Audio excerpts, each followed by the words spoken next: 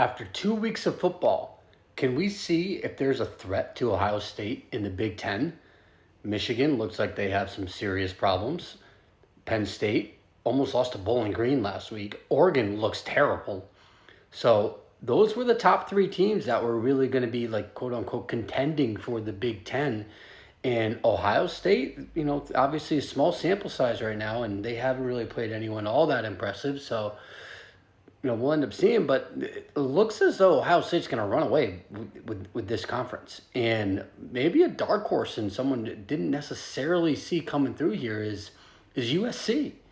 USC looked pretty good. It looked like their defense held up pretty well, especially against an elite LSU offense.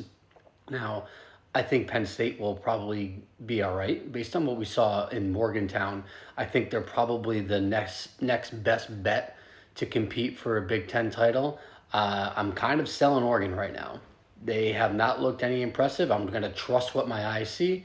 I think they have offensive line problems. Their defensive line that they really bolstered up through recruiting and through the portal has not, held together. Their secondary as well that they put together through the portal, some question marks there.